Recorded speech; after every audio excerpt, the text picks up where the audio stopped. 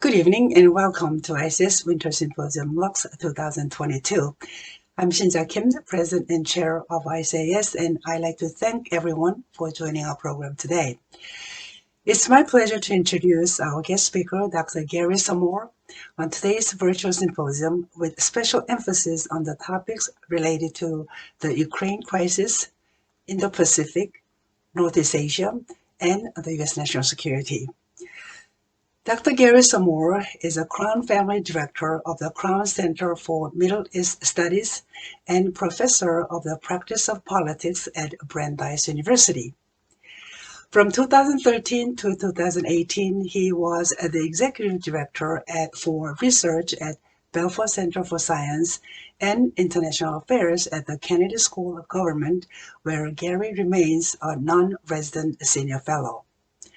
From 2009 to 2013, he served as President Obama's White House Coordinator for Arms Control and Weapons of Mass Destruction. Outside government, from 2001 to 2008, Gary was Vice President for Studies at the Council on Foreign Relations, Vice President for Global Securities and Sustainability at the John D. and Catherine T. MacArthur Foundation, and the Director of Studies and Senior Fellow for Non-Proliferation at the International Institute for Strategic Studies in London. He served as President Clinton's Senior Director for Non-Proliferation and Export Controls on the National Security Council from 1996 to 2001, and prior to that, Dr. Samore held several positions in the U.S. Department of State, working on U.S. non-proliferation policy in Asia and the Middle East.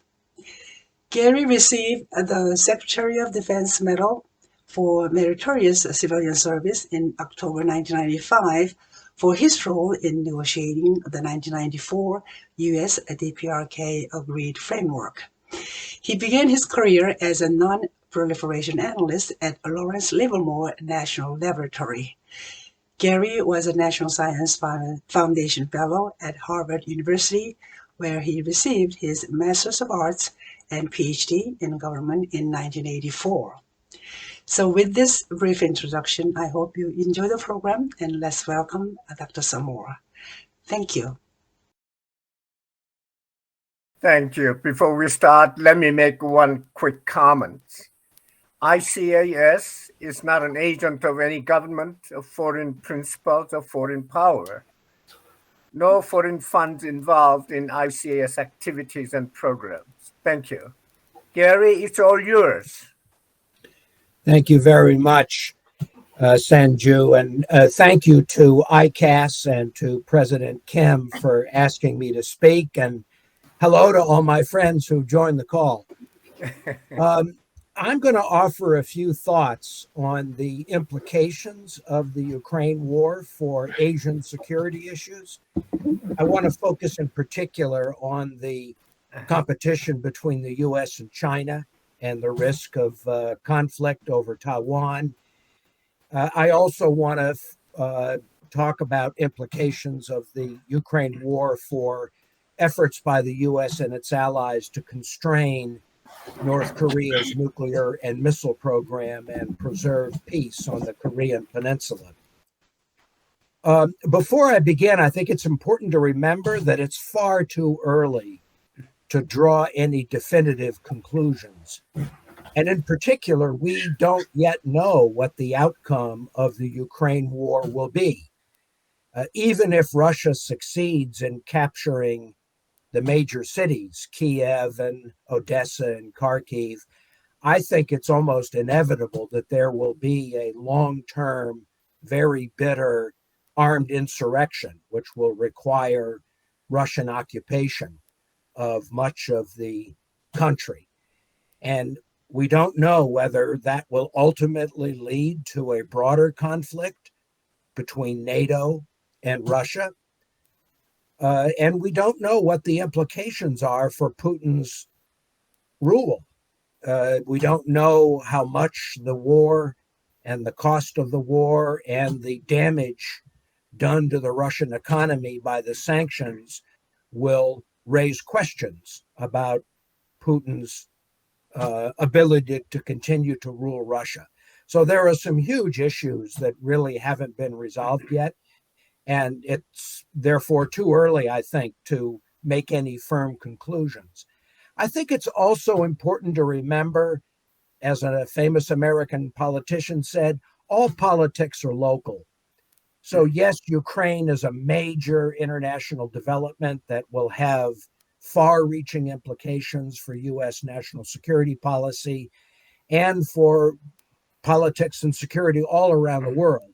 But I think the primary determinants of security issues in Asia are still going to be in the region, the domestic politics of the countries involved and the regional balance of power and dynamics of relations among the key Asian countries.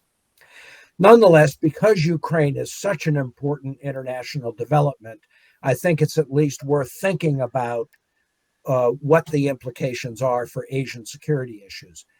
So let me start by talking about implications for the U.S.-China balance and the risk of conflict, especially over Taiwan.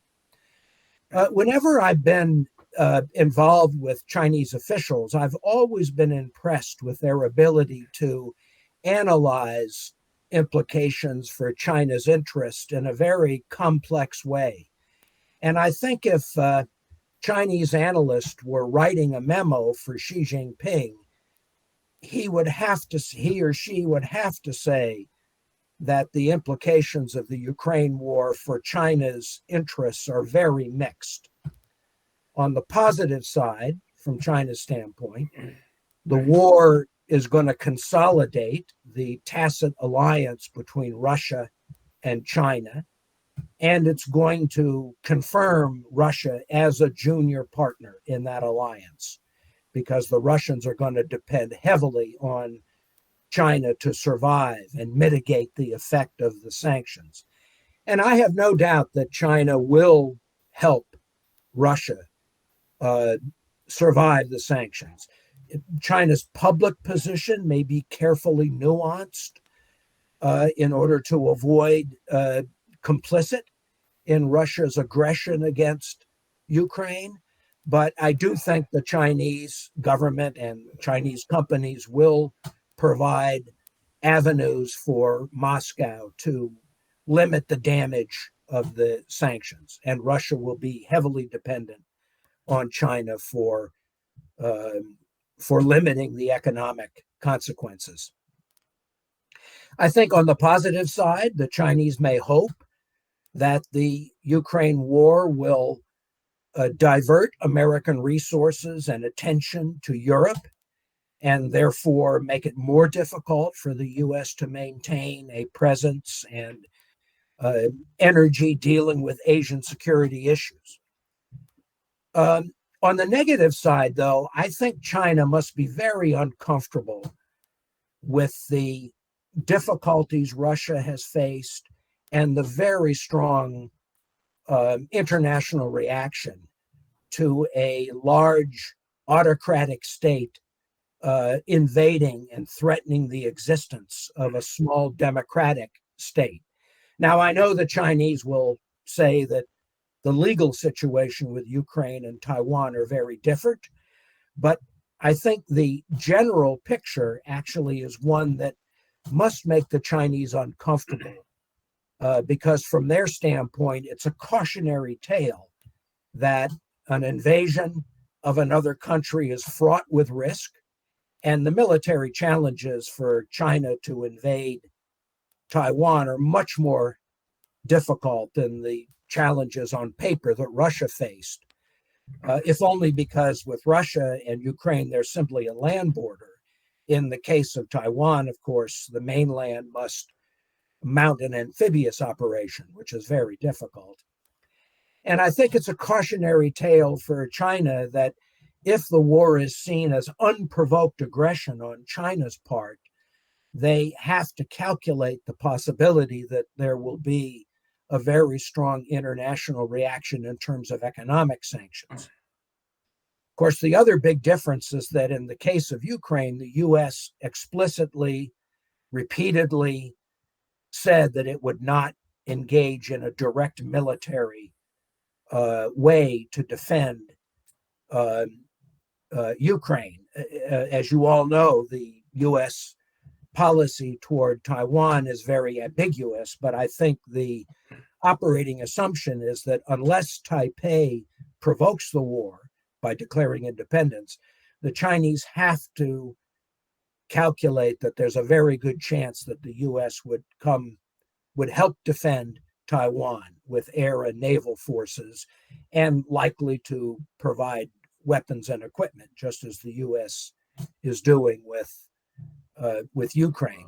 So I think on balance, I would say the implications for China are not particularly positive. I don't think China wants the world to be structured as a league of democracies working together to deter and respond to aggression by two big autocratic states, Russia and China. I don't think that's a good look for China. And I think that helps to explain why, at least in the public diplomacy, the Chinese are trying to avoid looking like they're in the same category as Russia in terms of supporting unprovoked aggression against another sovereign country. Now, of course, the long-term implications could easily change because it depends a lot on how the war turns out. But at least for now, I would say it reduces the risk of a conflict over Taiwan. Not that I thought a conflict this year was very likely anyway, because I think Xi Jinping is very much focused on the party Congress and securing his third term as leader. Let me turn to North Korea and ongoing efforts by the U.S. and the new South Korean president and Japan to deal with North Korea's nuclear and missile program. Here, I think the implications are all bad for the U.S. and its allies. I mean, even before the Ukraine war, North Korea felt much more confident that it had freedom of maneuver, that it had room to take actions and continue its ballistic missile testing because of the tensions between the U.S. and Russia and between the U.S. and China. Now, with the Ukraine conflict, I think North Korea must feel much more confident that it can continue and expand its testing program with missiles with much less risk of UN Security Council sanctions, and with some confidence that the Russians and the Chinese will continue to take a lax attitude toward the enforcement of existing sanctions. So I expect that in the near future, Kim Jong-un will conduct a satellite launch using the new boosters that they've been testing in the last two tests, which have an ICBM range, as the U.S. government has asserted. The North Koreans may say it's a satellite launch, but of course the U.S. will interpret it as a ballistic missile launch that breaks the moratorium that Kim Jong-un and Trump agreed to in Singapore in 2018. So I expect the U.S. and the new South Korean government will, in response, will probably resume the large-scale field joint military exercises that have been suspended since the Singapore summit. I think the new South Korean government, President Yoon, is likely to favor resumption of those joint military exercises in any event, and the satellite launch will give the U.S. and South Korea a strong justification for no longer abiding by the moratorium that Trump established. I expect that in response, the North Koreans will at some point conduct a full ICBM test of this new system they seem to be working on, which appears to be the mother of all liquid-fueled ICBMs. I mean, this is a massive rocket, which at least in theory, is capable of delivering a very heavy payload to the continental United States, and maybe even resume nuclear testing. And, to be truthful, I don't think there's much that the US and the ROK and Japan can do in response in terms of sanctions, because I fear that the Russians and the Chinese are going to block new sanctions at the Security Council. So I think the response from the US and its allies will mainly take the form of defense and military cooperation, which could include a stronger effort at a regional missile defense program, which of course the Chinese are not going to like, and exercises and other activities to strengthen the credibility of U.S. extended guarantee to Seoul and to Tokyo. And the good news is that I do think that the military balance on the Korean Peninsula continues to favor peace, because neither Seoul nor Pyongyang, I would say both Seoul and Pyongyang, recognize that a war would be disastrous for their countries. Seoul, because it's, within firing range of the DMZ, and Pyongyang, because it's completely outgunned, both conventionally and militarily. The North Koreans would lose the war, and that would be the end of the regime. So even though I think there won't be any progress on nuclear and missile, limiting North Korea's nuclear and missile program for the time being, I think peace on the Korean Peninsula, in my view, continues to be pretty secure. And I don't think the Ukraine war has any real effect on that. That's very much due to the local balance of power. So, Sanju, I hope that gives us enough to talk about, and I look forward to comments and responding to questions. Very good. Incho, go ahead. If not, Bill Brown. Hello? Can you hear me? Incho, go ahead. Right. Thank you so much for the comments. They were very helpful for understanding the current very serious situation regarding Ukraine and how that affects security issues in the Asia-Pacific region. So my question is that, given your experience dealing with North Korea over so many years, what lessons do you think North Korea might draw from Ukraine giving up their inherited nuclear weapons previously? Thanks, Bill. So I have thought for a long time that Kim Jong-un and Kim Jong-il and Kim Il-sung were convinced that nuclear weapons are necessary for the survival of their dynasty and for the survival of North Korea as an independent state, as a way to deter, much more powerful enemies that surround North Korea, including the US, Japan, South Korea, China, and so forth. So I think the North Koreans are so convinced already of the importance of having nuclear weapons as their ultimate guarantee of survival that I don't think the Ukraine experience will really have any effect whatsoever. They're already convinced. They can't be more convinced than they are already. But I do think that the Ukraine example might influence thinking in other countries. I mean, especially because, of course, Ukraine allowed the nuclear weapons it inherited from the Soviet Union to be returned to the Soviet Union in 1994. And you can imagine that if Ukraine had nuclear weapons, I don't think Putin would have dared to invade. So I think a number of countries will look at the Ukraine example and they will say, if you're not part of a security alliance with a country that has nuclear weapons, and you don't have your own nuclear weapons, then you're vulnerable to an invasion by a larger neighbor. Now, there may not be a lot of countries that fit in that category, but I think that Ukraine is a very vivid example that, in international relations, if you're not part of a security alliance, a nuclear armed security alliance, you are at risk if there are, more powerful countries that have designs on your sovereignty and your freedom. And I worry that lesson could eventually lead other countries to consider nuclear weapons.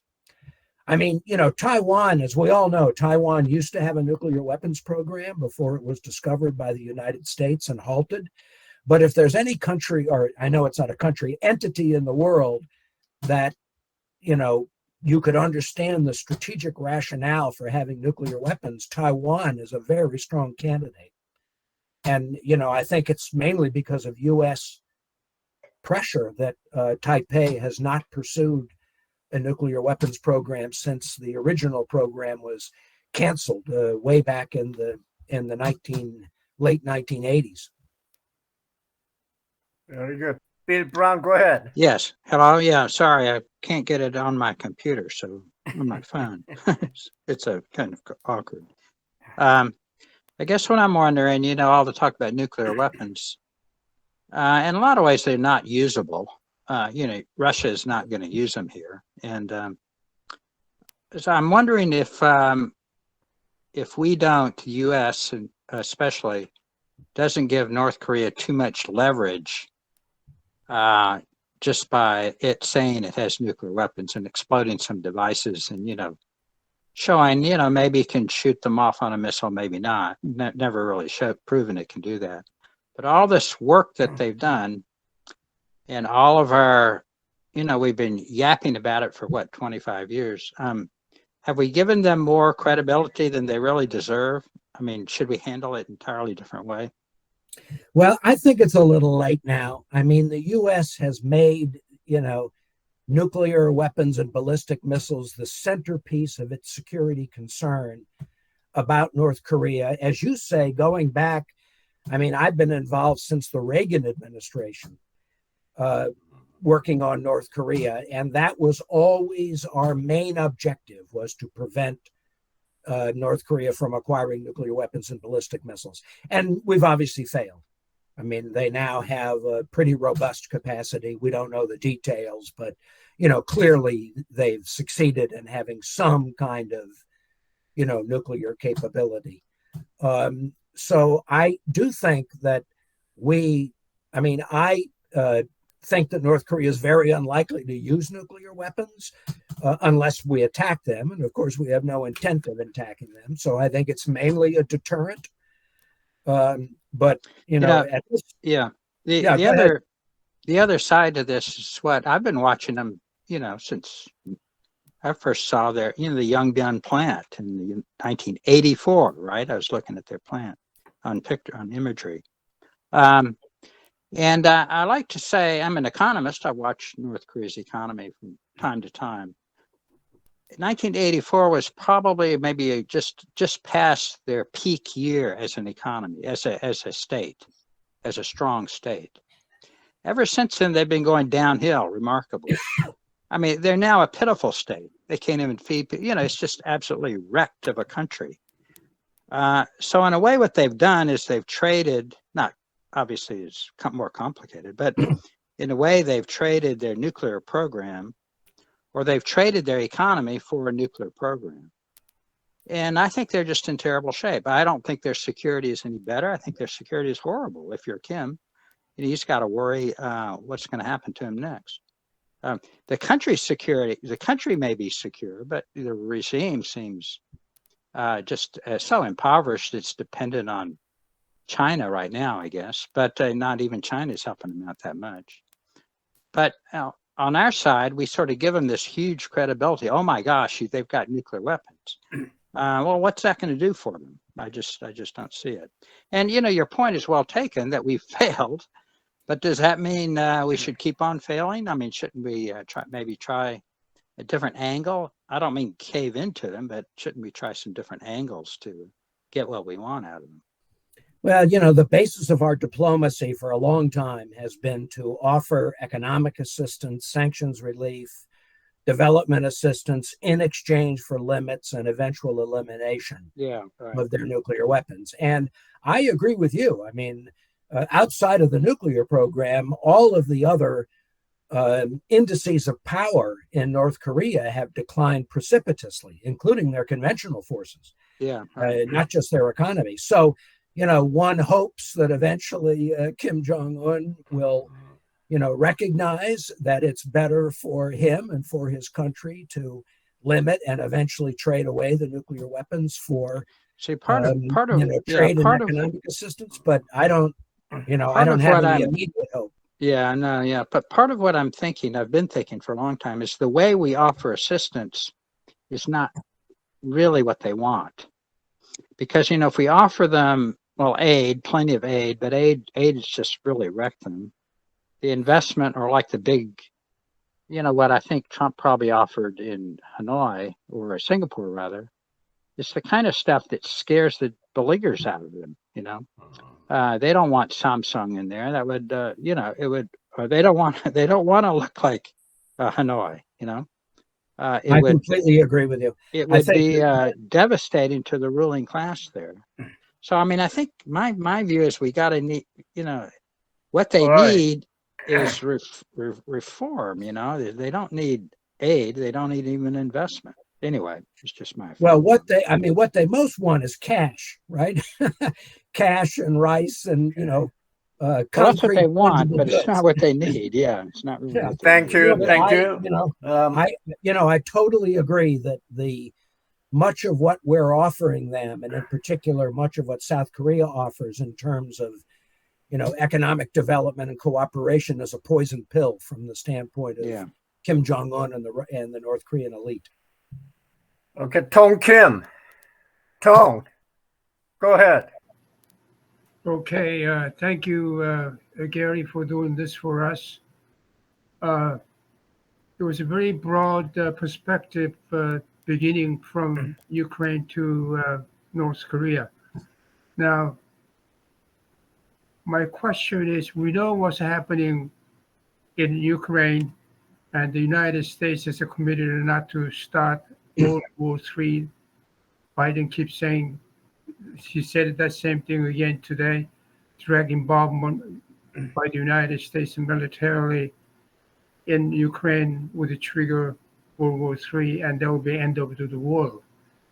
Now, it's interesting you said North Korea does not directly affected by what's happening in Europe. From the perspective of Washington's military planners, are we able to fight the 2 wars or 1.5 wars? Or, in other words, can we fight to carry out the NATO commitment to defend every inch of NATO nations' territory? And at the same time, if something happen on the Korean Peninsula, are we able to resist and deter and defeat the North Korean aggression as well? Now, I tend to agree that North Korea have no immediate ambition or plan of attacking the South, because that would mean the end of their life themselves. And it's a mutual suicide for both the South and North Korea.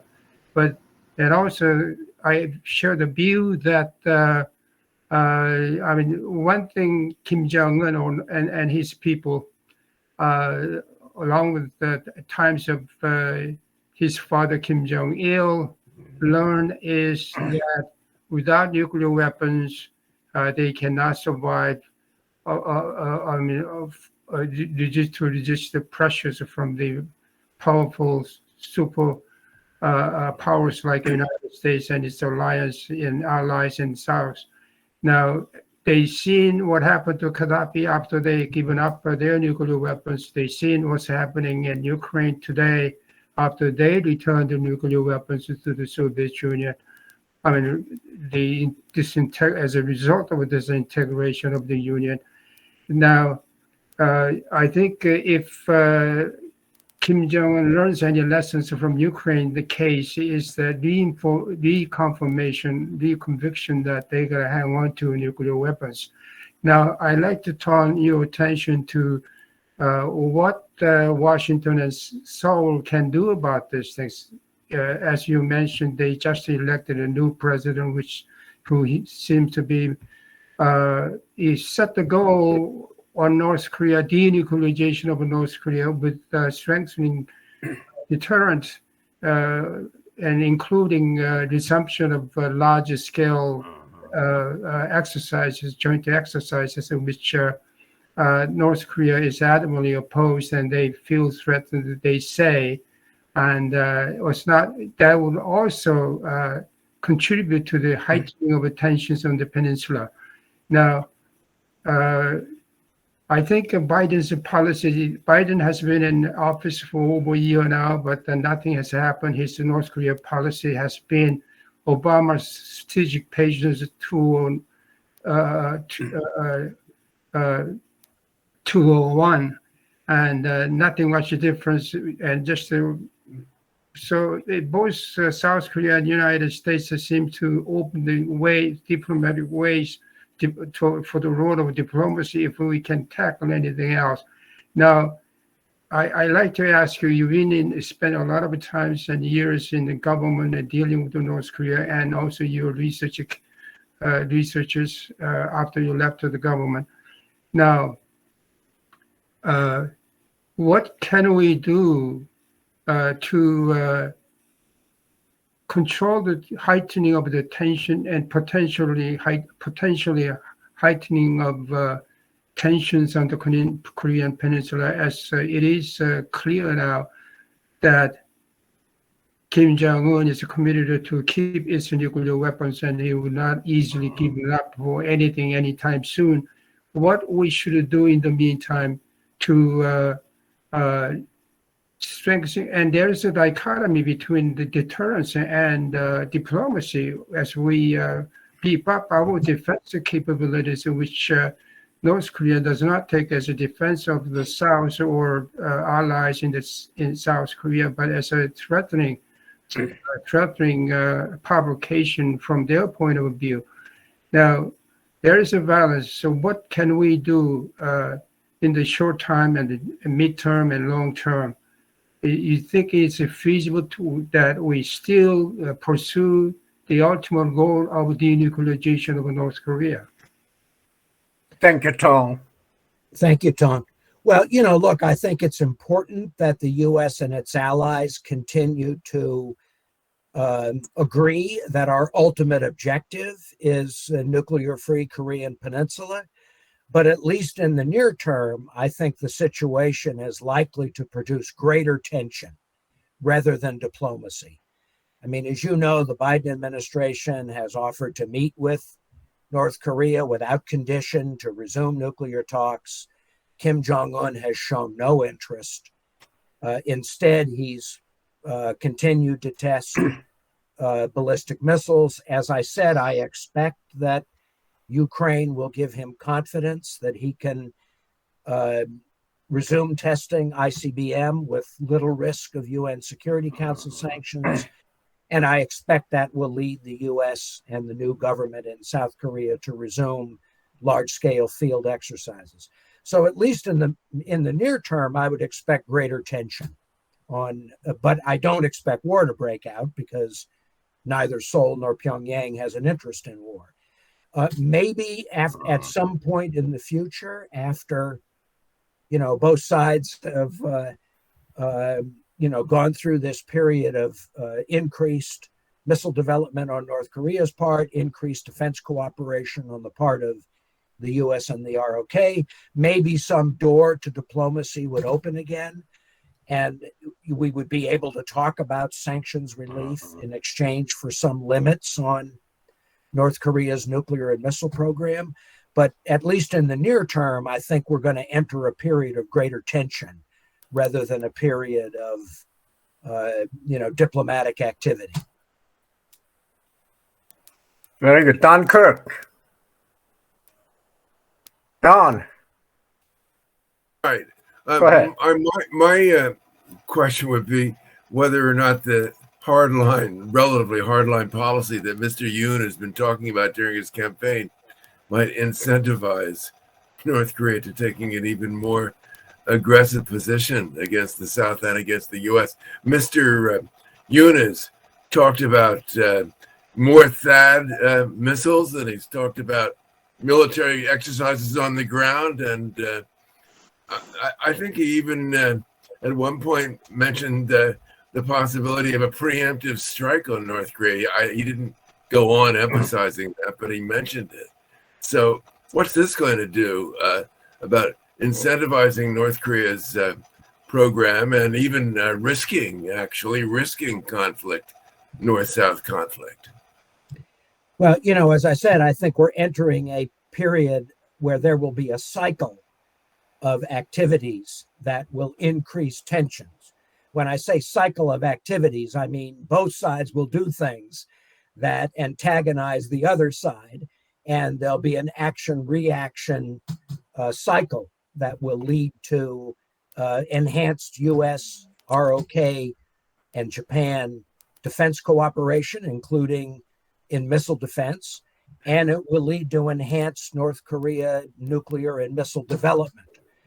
I frankly thought that Kim Jong-un would behave himself in the run-up to the South Korean elections in the hope of perhaps helping the progressive candidate Lee. But, instead, right up to the, week of the elections in South Korea, he was testing missiles. And I don't know how significant a factor that was in the election, but I don't think it helped the progressives that Kim Jong-un went out of his way to show that Moon's, policy of outreach and personal meetings with Kim Jong-un produced absolutely no results. So I don't, I think that to some extent, Kim Jong-un has himself to blame for having a more conservative president in South Korea. But just to repeat what I said, even though I think we'll enter a cycle of increased tension, I still think war on the Korean Peninsula is very unlikely. Well, just as a follow-up, what do you think of the prospect of heightened joint U.S. Korean military exercises, not just computer games, but war games on the ground, as in years past? Oh, I think they'll be resumed because, the deal that Trump made in Singapore with Kim Jong-un, this wasn't written down, right? But the understanding is that Kim Jong-un would halt ballistic missile, long-range ballistic missile and nuclear testing, and the U.S. would suspend the large-scale joint field exercises. And I'm saying that I think that understanding is going to break down in the near future. How about leaflet launches over the north and more shortwave radio broadcasts from the south? I'm all in favor of that. I mean, I think we should be as creative as possible in reaching the North Korean population, just as we should in trying to reach the Russian population. But of course, North Korea is a very difficult, country to penetrate in terms of information. But sure, we should do as much of that as we can. Thank you. Claudia, go ahead. Yeah, thank you very much. Okay. I have a question of several parts, but all the same thing. And this is about the possibility of North Korea selling its nuclear weapons. Can I ask you to lay out for us very briefly why they would not do that, why they would do that, what you think the chances are that they would in the current climate, and finally, to whom who are the most likely customers if they do? Thank you. Well, it's a really good question. And, to me, it's the nightmare scenario, because I think, if North Korea wanted to sell nuclear weapons or nuclear weapons usable material, they would find some customers. I think especially in the Middle East. I mean, I think if Iran was looking for a shortcut to acquire nuclear weapons, the Saudis, I think North Korea could find a couple of countries that they could sell nuclear weapons or nuclear materials to. I think the Middle East is probably the most likely market. I don't know if any other, maybe Ukraine could buy a couple of, for their defense. Call me crazy, but what about Latin America? I don't think the Latin American countries have any appetite for nuclear weapons. I mean, there's just no need. The only two countries that had nuclear weapons programs, and this is many years ago during the military juntas, were Brazil and Argentina, and both of those programs were canceled after after the countries turned to democracies. So I don't think there's much of a demand in Latin America. May I press that just one more follow-up on this? I'm asking in part, for years, there was a point 10, 12 years ago where this was a major global concern. I don't see a lot of reason that it should have gone away, except it's been overwhelmed by other ones. And we're all looking at 8,000 interpretations of what's happening right now with Ukraine, but it does seem to me that there's a message coming through that if you have nuclear weapons, there are some things where nobody's going to tangle with you, that we are not going into Ukraine's airspace, even though the president is begging us to do that because of now Russia has a massive nuclear arsenal. However, how many bombs do you need before it becomes that kind of deterrent? So I'm sort of asking, has the calculus switched where there might be a lot more interested buyers now, as well as North Korea is looking for more resources? And thank you. That's my last follow-up, but that's the context in which I'm asking. You may have joined late, but I did say in my introductory remarks that I thought Ukraine might change the calculus of a number of countries in terms of seeing the desirability of having nuclear weapons if they're not part of a security alliance with a nuclear armed country. I mean, I think that for the US and its security allies in Asia and in Europe, I think that nuclear guarantee, the nuclear umbrella, is still a pretty effective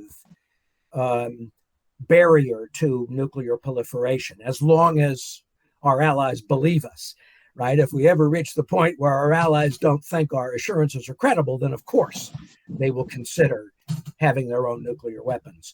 But, I think in other parts of the world, we mentioned the Middle East, maybe the one, possibility candidate in Latin America would be Venezuela. Now, to me, the interesting question, which I cannot answer, is why the North Koreans have restrained themselves. I mean, we do know that they've dabbled in nuclear commerce. So we know that they had some transfers of nuclear material to Libya, but not very sensitive material. Just natural, uranium hexafluoride. We know that they had a much more significant project in Syria, building a reactor and a reprocessing facility, which the Israelis destroyed. But outside of that, as far as I know, and I've always watched this space very carefully when I was in the government, there just simply is no, indication of the North Koreans even talking to other countries, even bargaining with other countries about nuclear weapons transfers. And I don't know if that's, self-restraint for fear of the consequences if they were to help another country. But ever since the Syria case, which is the most serious, there's not been, to my knowledge, there's not been any discussions or offers from North Korea to anybody else of nuclear assistance. But if that should change, it would dramatically, could dramatically change international security, because a number of countries could, acquire nuclear weapons very quickly with North Korean assistance. Thank you. Inwan, go ahead. Yeah, I'm here. Okay. Thanks for taking my questions. I'd like to see the U.S. military readiness for the current global environment, but there are lots of troubles everywhere, like Taiwan Strait, North Korea, current Ukraine, and the Middle East. I know U.S. can claim that they can handle 2 wars at the same time, but it seems more than 2 wars. So what do you see U.S. readiness, particularly in terms of naval forces? It seems that it's very dispersed. It seems that they don't have much of reserved forces or ships. So what is your view overall? So I agree with you that the U.S. would be very hard pressed to fight 2 major wars at the same time. The one structural factor that would be in favor is that a war in Europe is going to be mainly a land war supported by the Air Force. A war in Asia, I mean, a war over Taiwan, is going to be mainly a naval war supplemented by Air Force. So to some extent, there's a division of labor within the U.S. Armed Forces that makes a two-war strategy more plausible. But my prediction is that one of the major consequences of the Ukraine war is going to be a very significant increase in defense spending, not only in the U.S., but we've already seen it in Europe. I mean, I think that the European countries, Germany and the others, are going to really, the Ukraine war has been a wake-up call for them. And to the extent that NATO will need to build up its military forces in the Baltic states and in the eastern flank, some of that will be American. So there'll be a permanent American military presence in the Baltic states and the Eastern Front states. But a lot of that is going to be German and, other NATO countries. So that'll make it a little bit easier for the U.S. to manage the threat of Russia attacking NATO, which I actually think is a pretty low level threat, but possible. And also manage the threat of China attacking Taiwan, which I also think is a pretty low likelihood threat, but possible.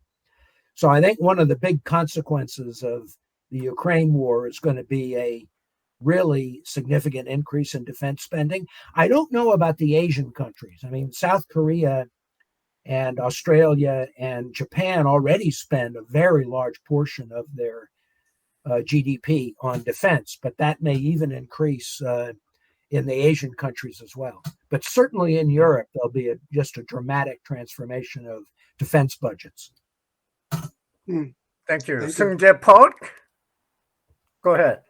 Yes, thank you very much to give it to me chance to ask a question. Well, actually, it's North Korea, or you're right, maybe we failed to last 30 years to dealing with North Korea. But on the other hand, maybe so far we haven't convinced North Korea yet. But the first thing is, probably North Korea tried to sell to U.S. Other Middle East country there's a nuclear weapon. One of the dilemma for North Korea is because low country want to buy North Korea nuclear weapon, but they want to make sure nuclear weapons quality, and they want that quality proved by U.S. That's why North Korea want to talk with the U.S. Recognized as North Korea as a nuclear weapon country. Then they can get the money first, and then they can give it to the nuclear weapon. But nobody want to give it to the money first and then get the nuclear weapon later, because they don't know what kind of junk they will receive. So first question is, U.S. is ready to talk with North Korea about the recognized nuclear weapon country? That's the first question. And second, I understand that North Korea also want to talk with the U.S., especially they want to talk about the counterfeit money, talk with the U.S., because North Korea understand is, negotiation means concession, right? So North Korea want to talk with the U.S. about it's a counterfeit money, because as you know, North Korea said North Korea have a right to have a nuclear weapon. North Korea have a right to have a missile. At the same time, North Korea also say they have a right to print a US dollar. So US is ready to talk with the North Korea for that counterfeit money. That's the second question.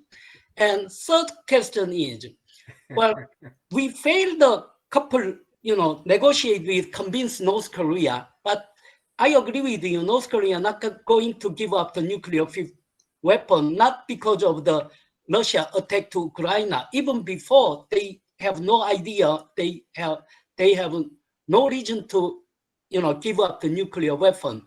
And but when we talk with the Chinese people, looks to me, North Korea is very convinced confidence that China not gonna cooperate with the US. One of the reasons is North Korea think, well, if China cut off the oil, crude oil to North Korea, then North Korea have no other choice. But North Korea, confidently, they are sure US does not have any leverage to convince China to cut the oil. As long as, also we know during the six-party talks, North Korea, with China, if help cooperate with us sanction, then it was working. But China did not cooperate with us, it did not work out.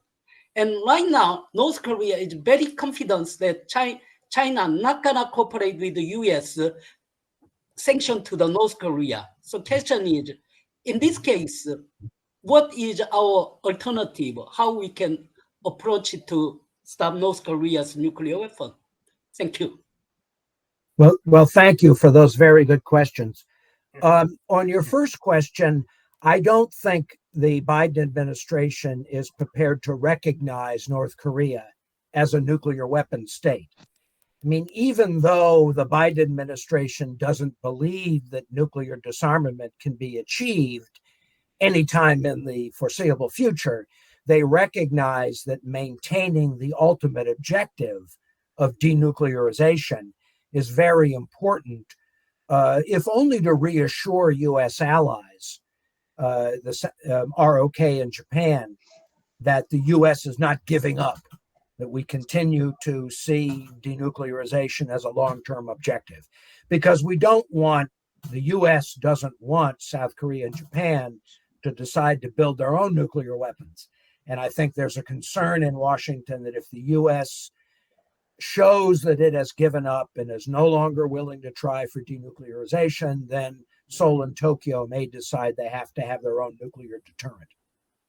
On your second question about counterfeit money, in my experience, the U.S. government has always treated North Korean counterfeit money as an enforcement issue.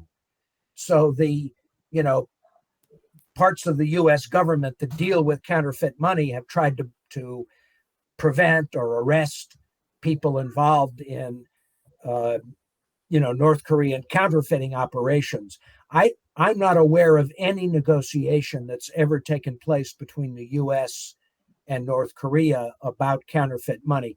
The same with illicit drugs. I mean, North Korea produces a lot of illicit drugs, and that's treated by the U.S. as an issue for law enforcement, not an issue for diplomats to negotiate. On your final question, well, I agree with you. I think the North Koreans are confident that China won't cooperate with sanctions, and therefore Kim Jong-un feels that he is able to proceed with ICBM launch. And as I said in my remarks, I don't think there's anything we can do to stop him. So I think our response will have to be in the form of enhanced defense cooperation, in particular missile defense and, field exercises and so forth, in order to strengthen deterrence. But at this moment, I think Kim Jong-un is probably correct that he can, conduct a satellite launch or ICBM launch, and China won't agree. China and Russia will not agree with U.S. proposals in the Security Council to pass new sanctions against North Korea. Thank you. Jim Pierce? Yes, good Go to ahead. see you, Gary. Go ahead, Jim. Let me ask you to go back a quarter of a century in the aftermath of signing the agreed framework. In addition to the nuclear side, there were these other issues, and they generally fell under the rubric of normalization of political and economic relations. There were some specific things that were there. For example, the liaison office. We had a good agreement to go forward with that, but for some reasons, and I attribute that primarily to North Korea not following through, that didn't happen. The financial sanctions, that stayed in effect, as far as I'm aware, forever. I got tired of bringing thousands of dollars in US dollars every time I had to go to North Korea. And then, of course, the LWR. In the words of the late Steve Bosworth, we dragged our feet. The contract that was signed between KEPCO and Quito was done in, I think, December of '99. That's more than 5 years after the agreed framework was signed. What I'm proposing is, had we done it more positively, would we have gotten anywhere? Was there a lost opportunity? Well, thanks, Jim. It's great to see you. Thank you, Jim. You know, I'll tell you, I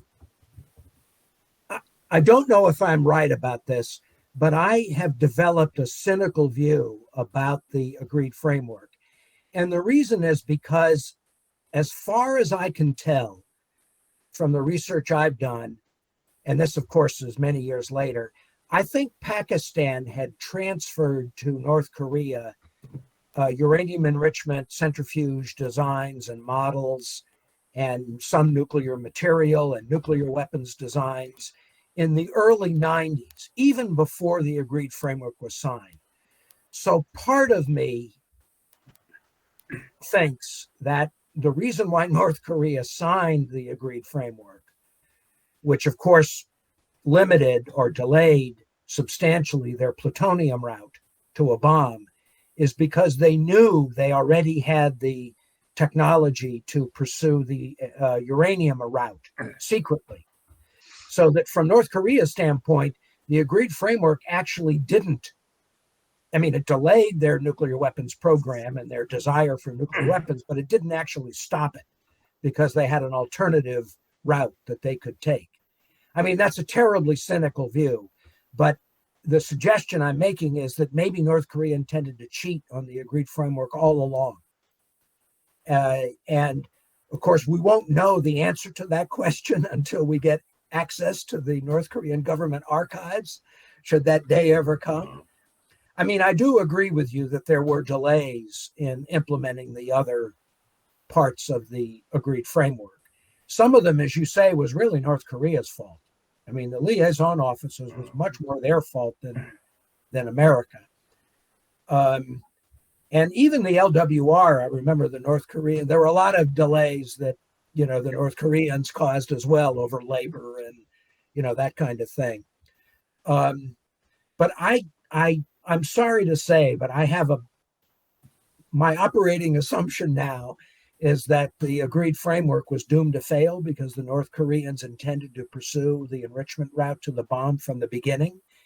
And, you know, even at the end of the Clinton administration, we had some intelligence that indicated that they were working on gas centrifuge, to the point where in the last year, President Clinton did not certify that North Korea doesn't have an enrichment program.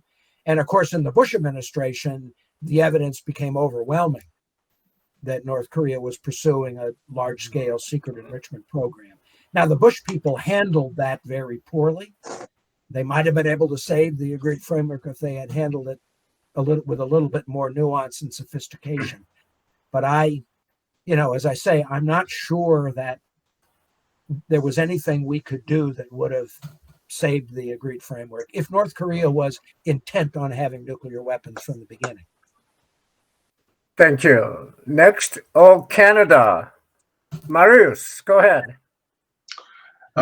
Thank you very, very much. It's for those who don't know me, I was the Canadian ambassador to North and South Korea, and later the ambassador to the United Nations in Geneva. And it was at that time that I would do pilgrimages to both to New York and to Washington.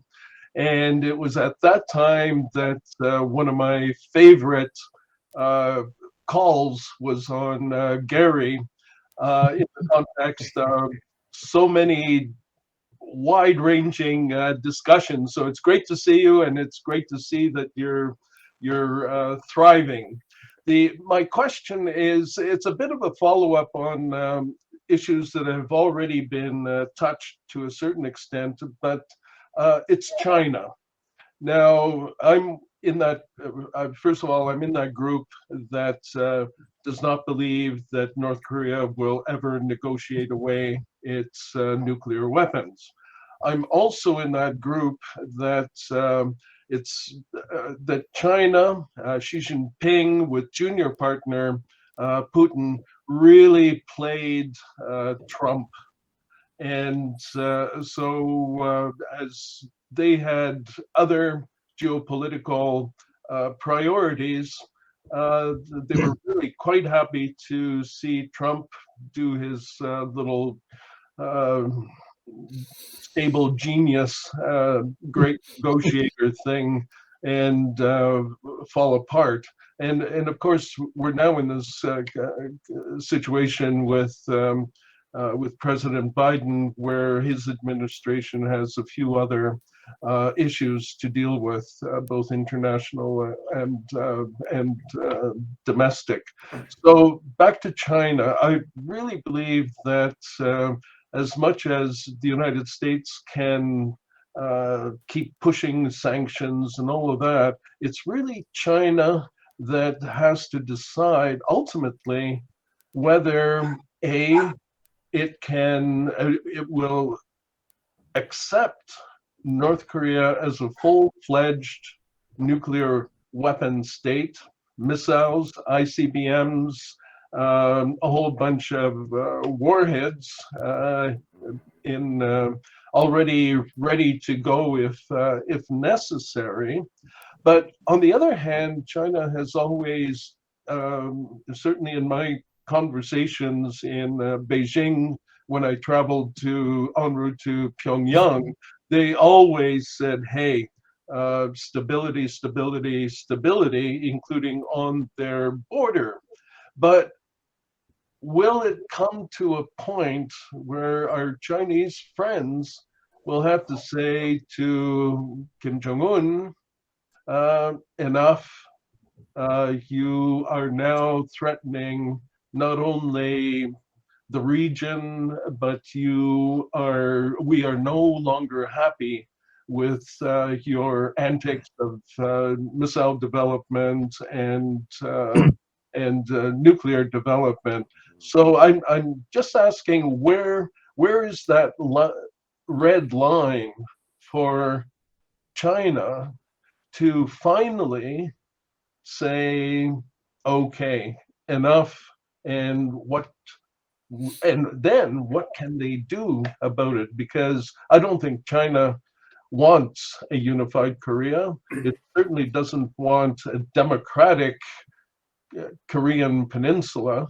And right now it's kind of, it's really helpful to keep churning the other issues that are out there and keeping perhaps the United States geopolitically off balance. So over to you, Gary.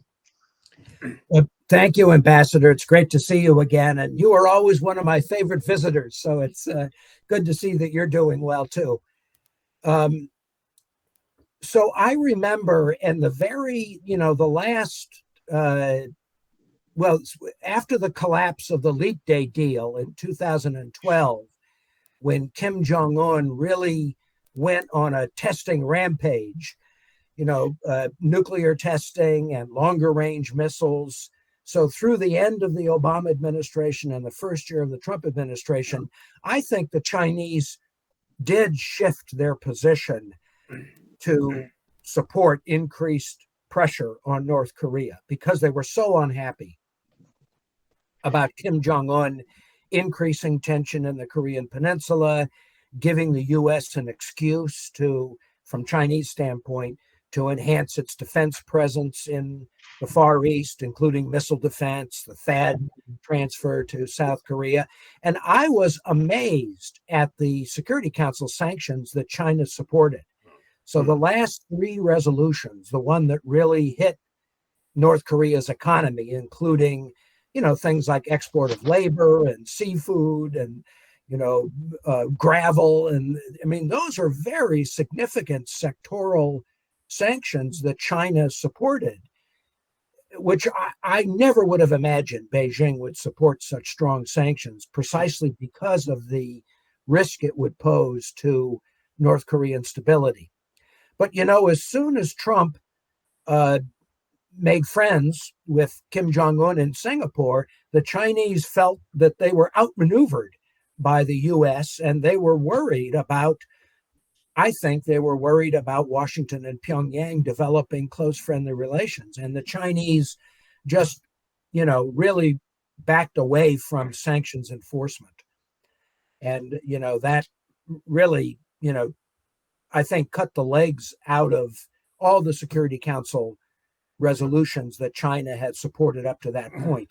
And now with, U.S.-China relations are so tense that I think China has reverted to viewing North Korea as a useful buffer state between the ROK and China, and as a way to tie down U.S. forces, which would make any war over, Taiwan very complicated, because the U.S. would have to worry about, the North Korean front, or we have to worry about the DMZ in addition to whatever contingencies are taking place around Taiwan. So I think for now, the expectation that China might say enough is enough and really cooperate with the U.S. to try to find a way to produce constraints on North Korea's nuclear and missile program, I just don't see it. And I think the tensions between the U.S. and China are so ingrained and so difficult to resolve that I'm not optimistic that,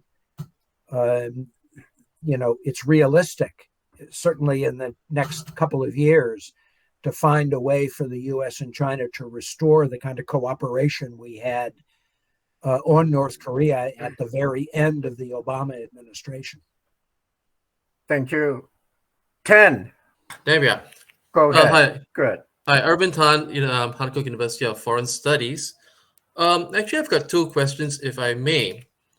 First, what are the odds that Putin might decide to launch a nuclear missile at Ukraine to force a surrender? In the event that such a scenario occurs, what is the likelihood of a NATO response?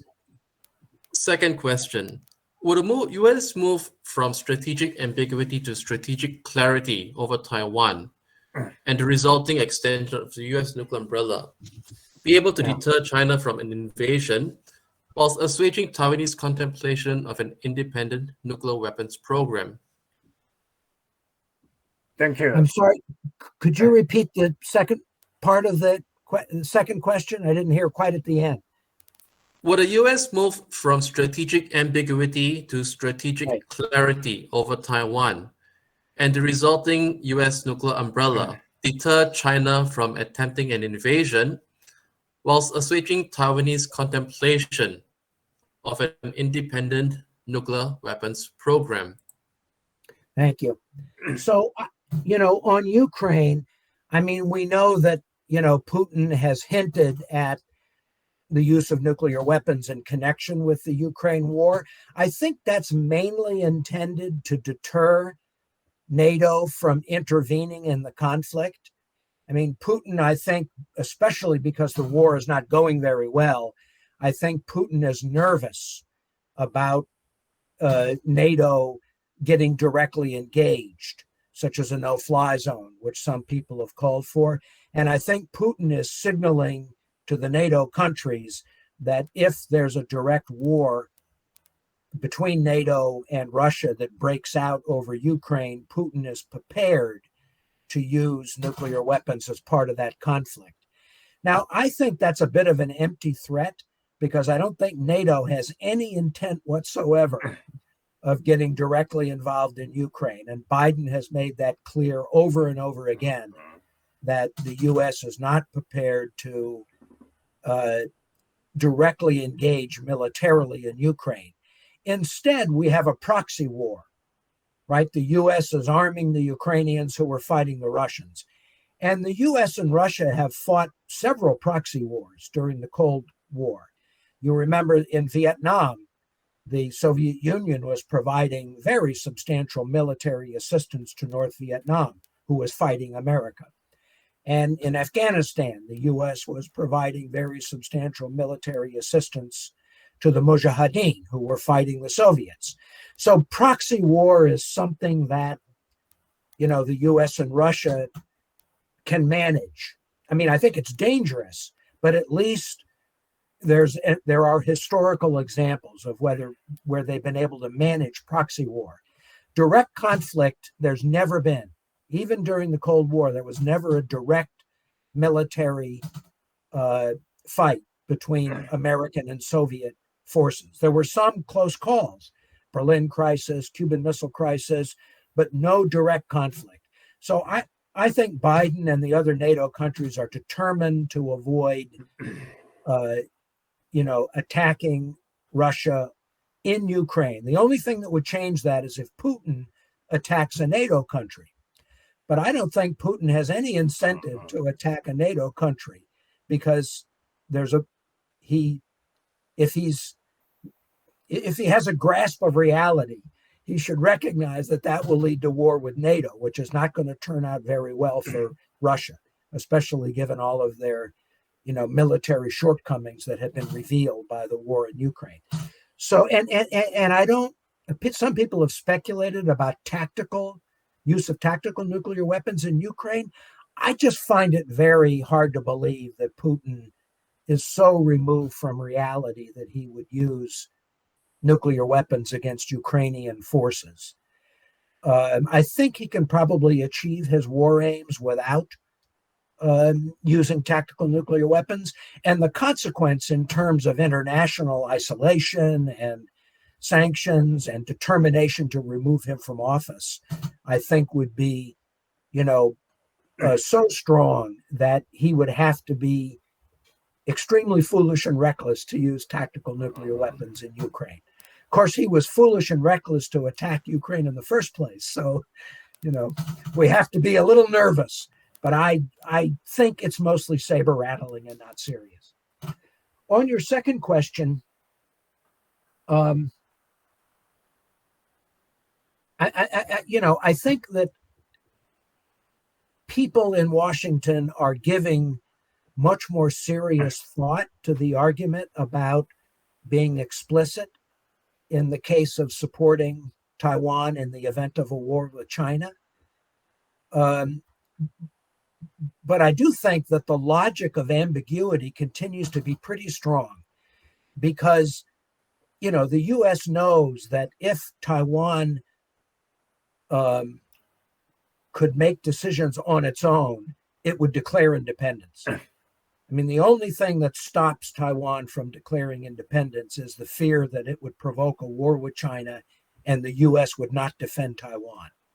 So I think that the strategic logic of ambiguity as a way to deter both Beijing and Taipei is still pretty strong. And I don't get the sense the Biden administration is thinking about changing that. They might, if China took some very aggressive actions against Taiwan, that might be enough to shift, U.S. calculation. But I think for now, as long as the prospect of the mainland invading Taiwan appears to be pretty distant, which I think it is. I mean, Chinese are building up their forces, yes, but I think there are very few people in the government who think that a Chinese invasion of Taipei is imminent, unless the Taiwanese provoke it by declaring independence. So I don't think the U.S. will change its policy of strategic ambiguity unless something else happens in the region that justifies it. Thank you. Peeler? Go ahead. Good. Okay. Hi. My name is Chin Sung Bei. I have a couple of questions to Gary. You mentioned that the U.S. and NATO are unwilling to engage in Ukraine. No matter what happens in Ukraine at this point, but it's the Putin's invasion is precisely based upon this his simple calculation that no other the U.S. and neither the NATO country will be willing to take risk and engage in Ukraine. But if you mentioned that the Putin may not actually attack any of the NATO countries, but he did declare, some years ago that he's trying to restore the glory of the former Soviet Union. And as a part of that, I don't think that Putin is going to stop if he's not going to be stopped in Ukraine. And what if Putin decides to invade, one of the Baltic states, which is, which is a NATO country, but it's a small enough that Putin probably, can invade and occupy any one of the Baltic states within, I don't mean to underestimate the resistance of those countries, but they will easily, give in. And in that case, do you think the U.S. and other NATO countries will be willing to bear arms to, engage directly with military actions? Because the assumption here is that right now, all those countries are fearing that they're going to be invaded, just like Ukraine. And so as not to provoke Putin, they are just stepping back and not engaging in any type of military actions or aids to Ukraine. So I guess my question is, what is the red line for the U.S. and NATO country to get fully engaged against the Putin's, future invasions? And so I'm sorry, I have another question in relation to that Ukraine situation, mainly because the Ukraine gave up the nuclear arms in 1994 in exchange of the getting a security guarantee from the U.S. and England, as well as Russia and France.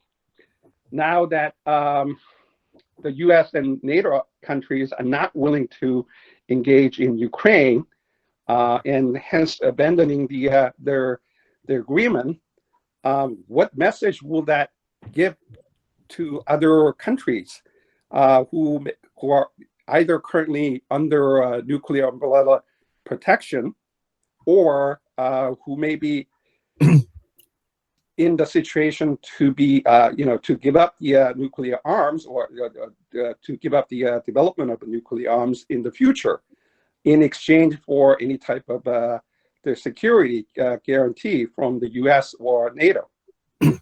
Thank you. So those are both great questions. I agree with you that Putin's objective beyond Ukraine is to break up NATO and try to recover the Soviet position in Eastern Europe and the Baltic states. I think that his brazen invasion of Ukraine is going to make that impossible, because I think the reaction from all the NATO countries, including the United States, is going to be a very significant military buildup in the eastern flank. So that's Poland, Slovakia, Hungary, Romania, and in the Baltic states, Lithuania, Estonia, and Latvia.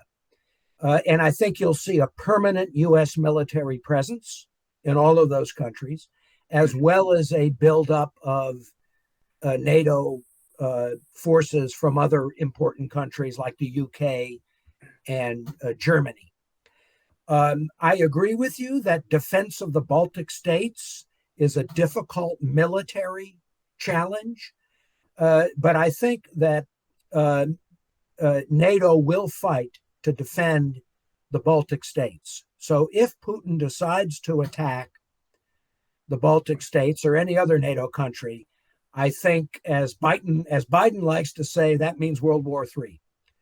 So the question will be really whether or not Putin believes in the commitment the NATO states have made to each other to defend themselves against aggression. I believe it. I hope Putin believes it. And I do think the NATO states will enhance their actual defense capabilities along the borders with Russia and Belarus and Ukraine. I also want to say that I think that the Russians are going to find that even if they achieve their war objectives in Ukraine, even if they defeat the Ukrainian forces and occupy the key cities, I think they're going to be fighting a very long-term insurgency that's going to really weaken their military and be very expensive. And of course, the NATO countries are going to be providing weapons and equipment and assistance to that Ukrainian resistance. And the frontline states are going to demand a much stronger American military presence in order to run the risk of helping to smuggle weapons into Ukraine.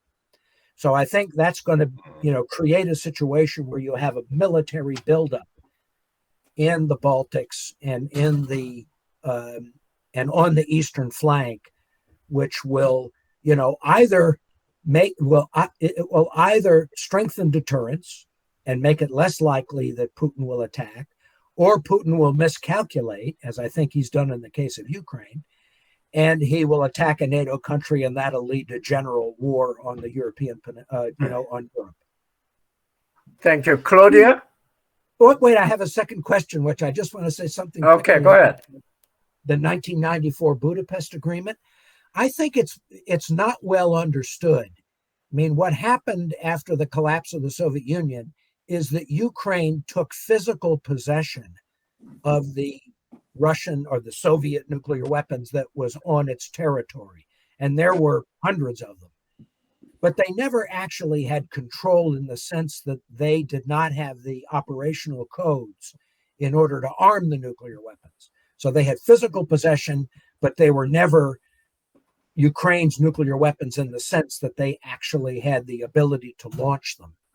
And I wasn't involved in those negotiations, but my understanding is that the Russians made it clear that unless those nuclear weapons were returned to Russia, Russia was prepared to use force against Ukraine in order to recover them.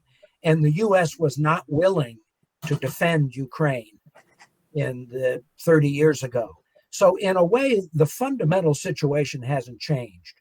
The U.S. has never been willing to use military force to defend Ukraine against Russia. And Russia's always known that. And in that sense, always had the upper hand in terms of using military force.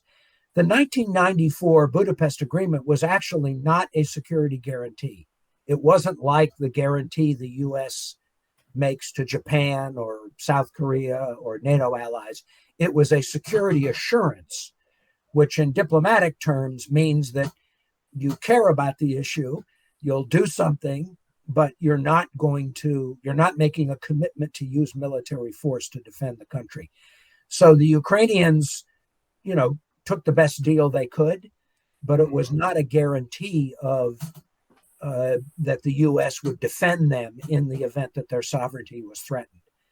But as I said at the beginning, I do think the Ukraine example may lead some countries to think about whether having nuclear weapons will be necessary to defend themselves if they don't have a security alliance.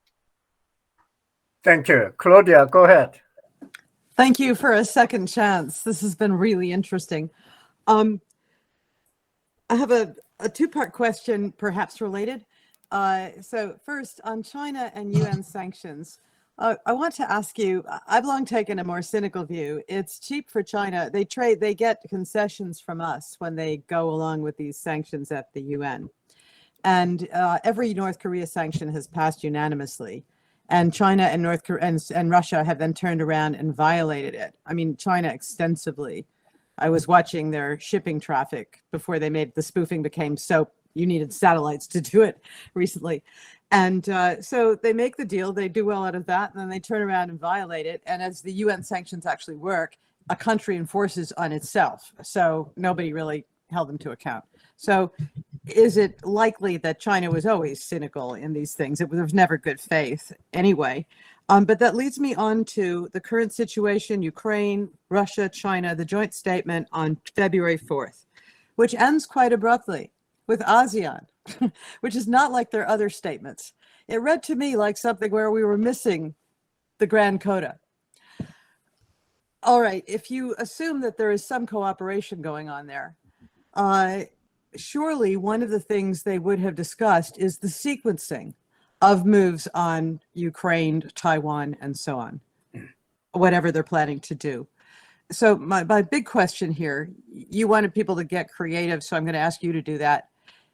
Are we looking at a situation where we're all focused on Ukraine and NATO and et cetera, and is there another shoe to drop, a big one, possibly soon, possibly in Asia, if you look at that joint statement, even if they miscalculated?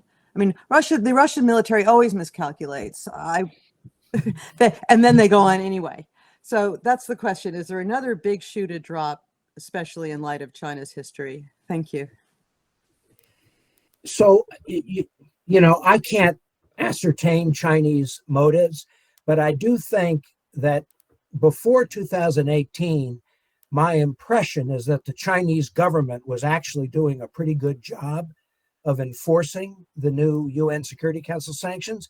And the reason is because they were genuinely annoyed and upset by Kim Jong-un's testing spree, and they were using their economic muscle to warn North Korea to not continue to escalate. But after 2018, as I said, when Trump and Kim Jong-un met in Singapore, then I think the Chinese completely switched to no longer enforcing the sanctions. Now, would that have happened in any event? Maybe, I don't know. But I think the Chinese reaction was to a very specific, what they saw as, you know, the U.S., you know, maneuvering into a position where it would have closer ties with North Korea, and that would limit Chinese influence. Thank you. You know, I was just going to say, on the big shoe to drop, I mean, I don't think so. Because I think that, you know, as I said in the beginning, I think for Xi Jinping, if he ever had any intent to invade Taiwan before the Party Congress, which I don't think he did, but if he did, I think the Ukraine war is a very cautionary tale, both in terms of the risks of invasion, not going the way you want them to go, and in terms of the strong reaction from the League of Democracies. So I'm skeptical that there'll be a big shoe to drop in Asia. Thank you. Pilar? Go ahead.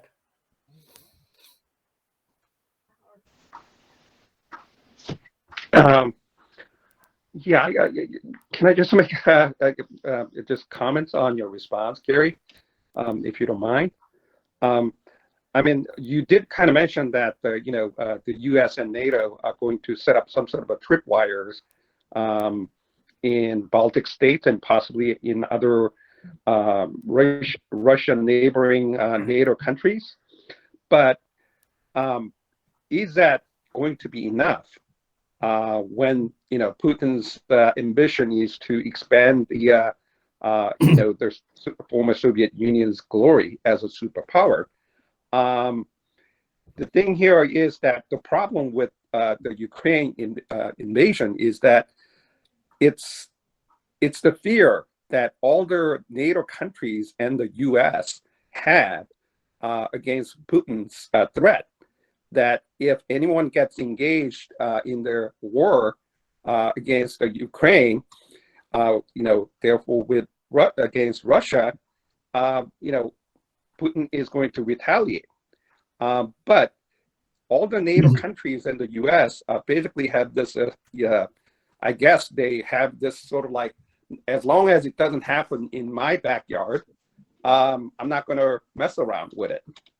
there is no reason to risk our own peace and security as long as it doesn't happen in our backyard.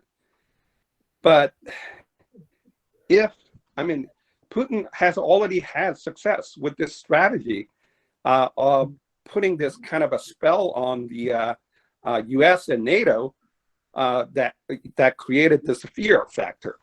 So I'm not really sure, just by setting up some sort of a tripwire in the Baltic states, then whether the other, some other NATO countries are willing to risk their own peace and securities to get involved, as also whether that will apply for the U.S. as well.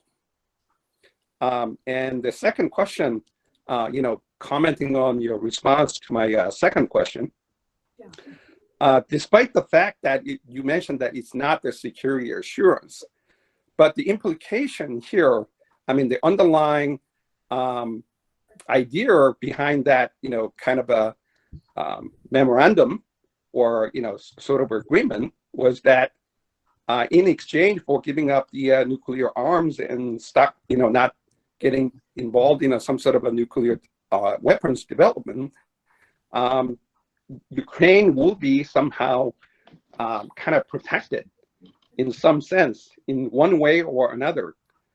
But the message with the collapse, if the Ukraine falls, now the message to the world, whether you're going to say technically, well, it was not their security assurance, so it's okay, and we haven't really violated any, trust. But I think the message to the rest of the world is not going to be like that, unfortunately, as the countries that may be interested in getting some sort of the national security assurance from the U.S. They are going to wonder whether the second invasion, whether it's by Putin or by Xi Jinping from China, when those kind of things happen, they are going to wonder whether the U.S. or any of the West allies are going to stand up for them, because it doesn't happen in their own backyards. So I guess the dilemma here is, if you don't, if the U.S. and the NATO somehow don't get engaged in Ukraine directly, the implications and the consequences on the integrity of the U.S. foreign policy, I think, is kind of doomed in some sense down the road.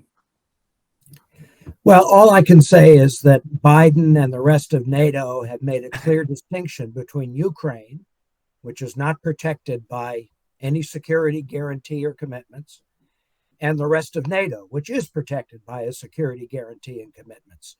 So and this distinction of Ukraine not being within the circle of NATO, as I suggested, goes back to the very independence of Ukraine. I mean, the U.S. recognized that Ukraine, Georgia, Moldova, Azerbaijan, Armenia, these were countries that were, not, the U.S. and others were not willing to admit to NATO. And that's the tragedy, that the Ukrainians have, strong incentive for self-determination and freedom and independence, westward leaning policies. They want to join NATO and the EU, but NATO and the EU are not prepared to accept them because they're not prepared to take a defense commitment.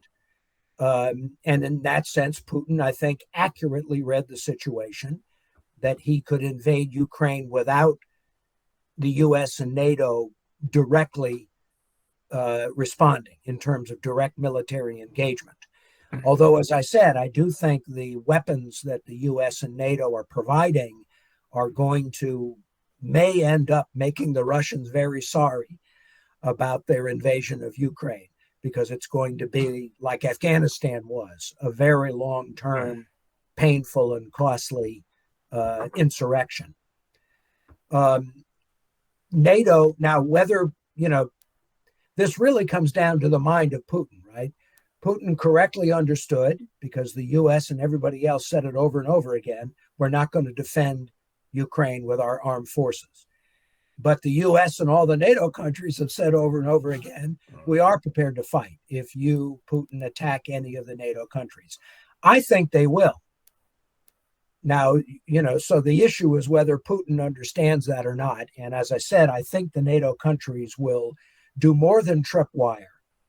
I think you're going to see, especially in the eastern flank, you'll see much bigger, and there you have a much more militarily defensible situation in terms of the countries are bigger and you can deploy, forces not along the border. But I think even in the Baltic states, I think you'll see a big enough military presence so that the Russians can't believe that they could have a very quick smash and grab that would be successful, especially after the Ukraine invasion has demonstrated some pretty significant shortcomings with the Russian military. On just one final word on the 1994 Budapest memorandum. As I said, I do think the Ukraine example may lead some countries who are not members of a security alliance to think about whether having their own nuclear weapons is going to be necessary for their defense. And then you have to start looking around the world to see what countries, might fit in that category. But I do think a long-term implication of the Ukraine war might be to stimulate further nuclear proliferation. Thank you. Jasper, the last question. Jasper Brown? Okay, yeah. Oh, yeah. Just a question back to North Korea, which is what I thought we were talking about. Let's talk about Russia. Russia is in a catastrophic position. I don't understand all this talk about Russia.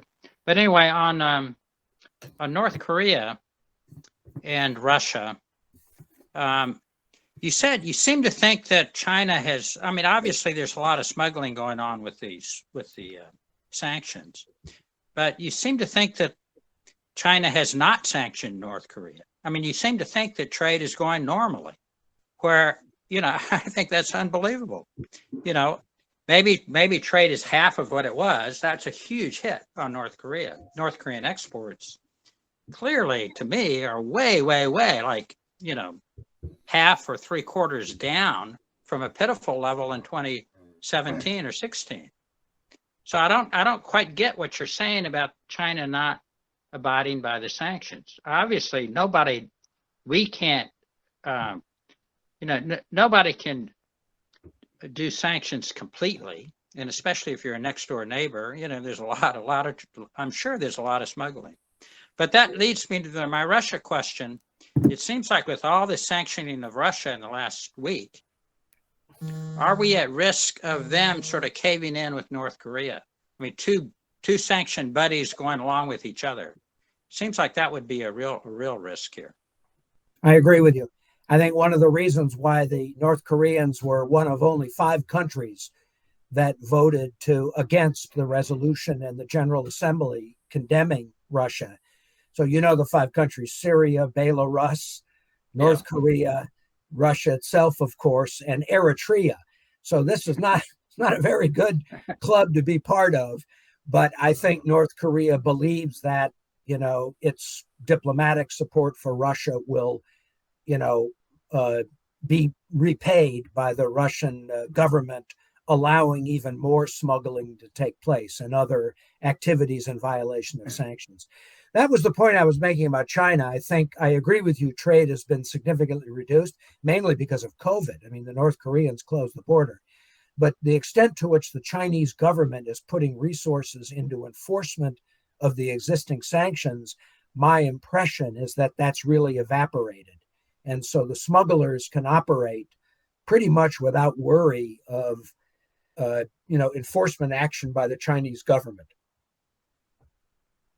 Thank you, ladies and gentlemen.